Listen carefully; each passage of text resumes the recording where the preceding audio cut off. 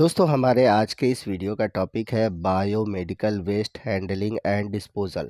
और ये जो टॉपिक है ये टॉपिक आपके BSc third year six semester zoology के पेपर सेकंड के unit 5 effect of climate change से लिया गया है। तो टॉपिक बहुत ही इंपॉर्टेंट है और इस टॉपिक से रिलेटेड आपके एग्ज़ाम में लॉन्ग क्वेश्चन पूछे जाते हैं। तो टॉपिक बहुत ही इंपॉर्टेंट है। आइए देखते हैं कि सबसे पहले बायोमेडिकल वेस्ट होता क्या है और इसे हम कैसे डिफाइन कर सकते हैं। Wastes that are generated during the laboratory diagnosis, treatment, and immunization of human beings or animal or in research activities pertaining thereto or in the production of biologicals। यानी कि बायोमेडिकल वे अपशिष्ट पदार्थ होते हैं जो कि प्रयोगशाला में मनुष्यों या जानवरों के निदान, उपचार या टीकाकरण के दौरान या उससे संबंधित गतिविधियों में उत्पन्न होते हैं। आपको बता दें कि जो वेस्ट मैनेजमेंट है वो 4RS कंसेप्ट पे कार्य करता है। पहला है रिड्यूस, दूसरा है रीयूज, तीसरा है रिसाइकल और चौथा है रिकवरी। अगर इन चारों मेथड से वेस्ट का मैनेजमेंट नहीं हो पाता तो सबसे लास्ट ऑप्शन बचता है डिस्पोजल, यानी कि उस वेस्ट को ख़त्म कर देना। आइए नेक्स्ट हम बात करते हैं कि बायोमेडिकल वेस्ट मैनेजमेंट के कौन कौन से स्टेप है। तो सबसे पहला स्टेप है सेग्रीगेशन, दूसरा स्टेप है कलेक्शन एंड स्टोरेज, तीसरा स्टेप है पैकेजिंग एंड ट्रांसपोर्ट, चौथा स्टेप है ट्रीटमेंट और सबसे लास्ट स्टेप है वो है डिस्पोजल। तो आइए चलते हैं पहले स्टेप की ओर जो कि है segregation. This is the first step of biomedical waste management, यानी कि बायोमेडिकल वेस्ट मैनेजमेंट का ये सबसे पहला स्टेप होता है जिसमें कि हम करते क्या है कि जो अलग अलग रंग के डिब्बे होते हैं उन डिब्बों में उन वेस्ट को रखते हैं। यानी कि हमको देखना है कि कौन सा वेस्ट है, उस वेस्ट को उसके अनुसार उस डिब्बों में रखा जाता है। तो ये कलर कोडिंग पे डिपेंड करता है। तो आइए समझते हैं कि किस कलर के डिब्बे में किस तरह के वेस्ट को रखा जाता है। तो सबसे पहला है येलो बिन, यानी कि पीला डब्बा। तो जो हॉस्पिटल है अगर उसमें आपको पीले रंग के डिब्बे दिखेंगे तो इसका मतलब है कि ह्यूमन एनाटॉमी में जो वेस्ट आया, यानी कि किसी का ऑपरेशन हुआ, उस ऑपरेशन के दौरान उसके शरीर का कोई ऊतक है, कोई अंग है, वो निकला, तो उस वेस्ट को इस पीले रंग के डिब्बे में रखा जाता है। तो याद रखिएगा, सर्जरी के बाद जो ह्यूमन वेस्ट निकलता है उसे किस में रखा जाता है, उसे रखा जाता है येलो रंग के डिब्बे में। उसके बाद है कि जो ड्रेसिंग या फिर बैंडेजिंग में वेस्ट निकलते हैं उनको रखना, ब्लड बैग जो होते हैं, यानी कि जब ब्लड चढ़ाने के बाद जो बैग बचते हैं उन्हें, या फिर जो एक्सपायर्ड मेडिसिन है, ख़राब दवाइयाँ हैं, उन्हें भी येलो कलर के डिब्बे में रखा जाता है। दूसरा है रेड बिन। तो जो लाल कलर का डिब्बा होता है हॉस्पिटल, उसमें क्या रखा जाता है, तो उसमें रखा जाता है ट्यूब और आईवी सेट। तो आपने देखा होगा जब किसी पेशेंट को पानी चढ़ता है या फिर कुछ दवाइयाँ चढ़ती हैं तो उस दौरान ये आपको आईवी सेट देखने को मिलता होगा जो कि बॉटल में लगाई जाती है। इसके अलावा जो यूरिन बैग है या फिर कैथेटर है उनको भी इस रेड कलर के डिब्बे में रखा जाता है। तो जैसे आपने देखा होगा किसी का डायलिसिस हो रहा है तो डायलिसिस के दौरान यूरिन बैग यूज़ होता है और साथ ही साथ कुछ नलियाँ यूज़ होती है। तो इन सभी वेस्ट को रेड कलर के डिब्बे में रखा जाता है। इसके अलावा जो हैंड ग्लव्स है वो भी रेड कलर के डिब्बे में ही फेंका जाता है। हैंड ग्लव्स आपने देखा होगा कि ऑपरेशन के दौरान या फिर जो डॉक्टर होते हैं जनरली आपको सेफ्टी के लिए ग्लव्स लगाए हुए दिखाई देते होंगे। तो इस तरह के जो ग्लव्स होते हैं उनको रेड बिन में, यानी कि लाल कलर के डिब्बे में फेंका जाता है। इसके अलावा जो प्लास्टिक बॉटल होते हैं, आईवी प्लास्टिक बॉटल होते हैं, ठीक है ना, जैसे मैंने बताया कि जो पानी चढ़ाई जाती है, दवाएं चढ़ाई जाती है, तो उसमें जो बोतल होती है, प्लास्टिक बोतल होती है, उनको भी ये जो रेड बिन है उनमें फेंका जाता है।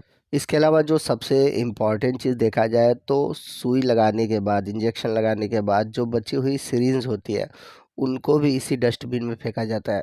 तो याद रखिएगा कि इसमें निडल नहीं होना चाहिए, यानी कि जो भी सिरिंज लगाई जाती है उस सिरिंज में निडल ना हो। कहने का मतलब ये है कि सुई लगाने के बाद उस निडल को निकाल दिया जाता है और जो बचा हुआ सिरिंज होता है उसे हम रेड कलर के डस्टबिन में डाल देते हैं। इसके अलावा जो स्पेसिमेन कंटेनर होते हैं, जैसे कि ब्लड कलेक्ट करने के लिए जो कंटेनर होता है स्पेसिमेन, जैसे ब्लड टेस्ट के लिए कुछ ना कुछ तो सैंपल कलेक्ट करने के लिए कुछ ना कुछ प्लास्टिक कंटेनर होता होगा, या यूरिन को कलेक्ट करने के लिए कुछ ना कुछ प्लास्टिक कंटेनर होता होगा। तो जितने भी टेस्ट के लिए कंटेनर यूज़ होते हैं उन्हें भी रेड कलर के डिब्बे में डाला जाता है।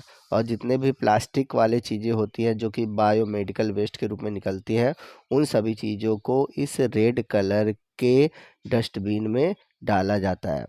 इसके बाद आता है ब्लू बिन, यानी कि नीले कलर का डिब्बा। अब इस नीले कलर के डिब्बे में क्या डाला जाता है, तो जितने भी कांच वाली चीज़ें हैं जैसे कि ग्लास ट्यूब है, ग्लास स्लाइड है, फ्लास्क है, बीकर है, तो जैसा कि मैंने बताया जितने भी कांच वाली चीज़ें जो कि हॉस्पिटल में या फिर मेडिकल स्टोर पर वेस्ट के रूप में निकलती है, उन्हें इस ब्लू कलर के डिब्बे में डाला जाता है। अगला है वाइट बिन, यानी कि सफ़ेद डिब्बा। तो सफ़ेद डिब्बा बड़ा ही इंपॉर्टेंट होता है और ये लीक प्रूफ होना चाहिए, यानी कि ये ऐसा नहीं होना कि चाहिए कि टूटा फूटा हो जिससे कि इसमें कोई चीज़ रखा हो वो बाहर निकल जाए।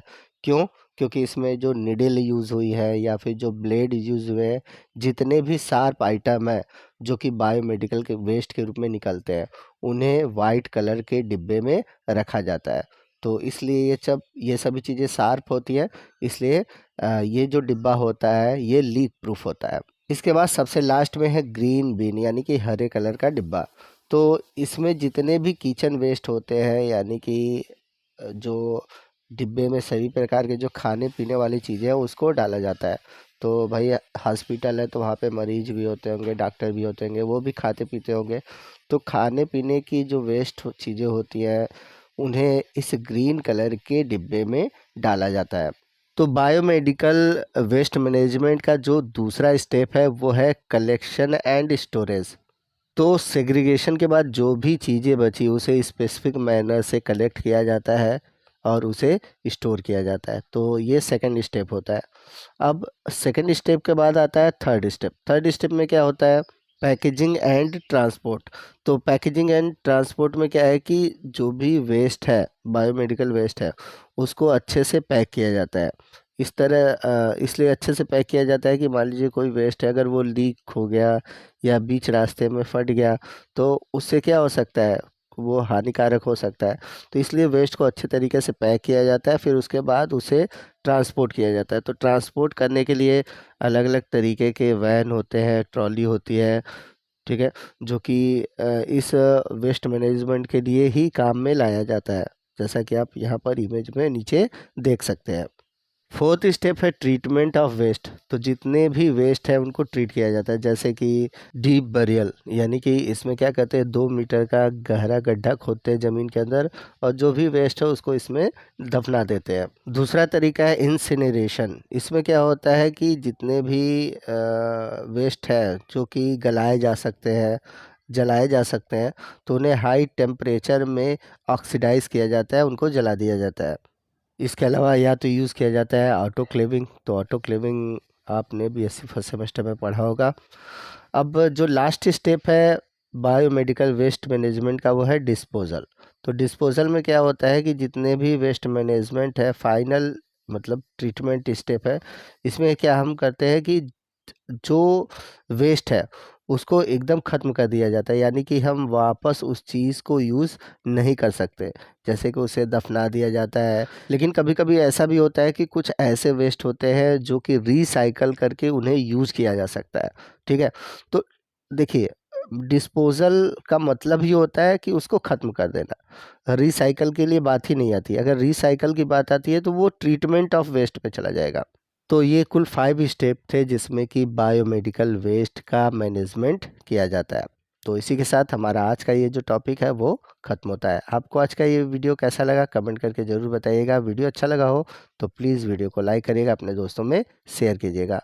तो मिलते हैं अगले वीडियो में अगले टॉपिक के साथ। तब तक के लिए जय हिंद, जय भारत।